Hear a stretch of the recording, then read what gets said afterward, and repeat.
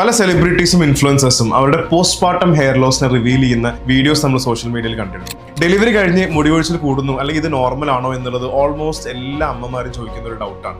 Actually yes, ഇത് വളരെ common ആയിട്ടുള്ള പോസ്റ്റ്മോർട്ടം ചേഞ്ച് ആണ്. ഡെലിവറിക്ക് ശേഷമുള്ള ദിവസങ്ങളിൽ അമ്മമാരുടെ ശരീരത്തിൽ വരുന്ന ഒരുപാട് മാറ്റങ്ങൾ കൊണ്ടാണ് സംഭവിക്കുന്നത്. അതിൽ ഏറ്റവും പ്രധാനപ്പെട്ടത് ഹോർമോൺ ഫ്ലക്ച്വേഷൻസ്. നമുക്കറിയാം, പ്രഗ്നൻസി ടൈമിൽ എസ്ട്രോജൻ ഹോർമോൺ വളരെ കൂടുതലായിരിക്കും. അതുകൊണ്ട് പല ആൾക്കാർക്കും ഹെയർ ഫോൾ ഉണ്ടാവുമെന്നില്ല, മാത്രമല്ല ഹെയർ ഭയങ്കര തിക്കായിട്ട് തോന്നുകയും ചെയ്യും. പക്ഷേ ഡെലിവറി കഴിയുന്ന സമയത്ത് ഈ എസ്ട്രോജൻ ഹോർമോണിന്റെ ലെവൽ പെട്ടെന്ന് കുറയും. അപ്പൊ അത് കാരണം പ്രഗ്നൻസി ടൈമിൽ ഷെഡ് ആകാതെ നിന്നിരുന്ന മുടി ഗ്രാജുവലി ഒരുമിച്ച് കൊഴിയാനും തുടങ്ങും. ഇതാണ് നമ്മൾ ഈ പറയുന്ന പോസ്റ്റ്മോർട്ടം ഹെയർ ലോസ്.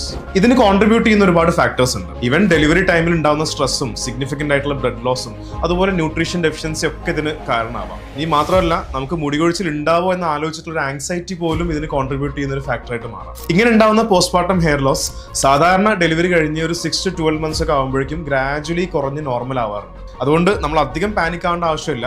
പക്ഷേ അതേസമയം സിവിയർ ആയിട്ടുള്ള ഹെയർ ലോസോ അല്ലെങ്കിൽ എക്സ്ട്രീം ഫറ്റീഗ്, മൂഡ് ചേഞ്ചസ് ഒക്കെ കൂടെ ഉണ്ടെങ്കിൽ അതൊരു പക്ഷേ മൾട്ടിപ്പിൾ റീസൺസ് ഉണ്ടായിരിക്കാം. ചിലപ്പോൾ അയൺ ഡെഫിഷ്യൻസിയോ vitamin D, calcium deficiencies, thyroid imbalance അങ്ങനെയൊക്കെ ആണെങ്കിൽ ഡെഫിനറ്റ്ലി ഒരു പ്രൊഫഷണൽ ഹെൽപ്പ് നമ്മൾ സീക്ക് ചെയ്യണം. ചുരുക്കത്തിൽ പറഞ്ഞാൽ പോസ്റ്റ്മോർട്ടം ഹെയർ ഫോൾ എന്നുള്ളത് ഒരു ഡിസീസ് കണ്ടീഷൻ അല്ല, മറിച്ച് ഇത് നമ്മുടെ ബോഡിയുടെ ഒരു നാച്ചുറൽ റിക്കവറി പ്രോസസ്സിന്റെ ഭാഗമാണ്. ഈ സമയത്ത് വേണ്ടത് കൃത്യമായിട്ടുള്ള എക്സസൈസും ഒരു ന്യൂട്രീഷ്യസ് ഡയറ്റും നല്ലൊരു വെൽനസ് സപ്പോർട്ടുമാണ്.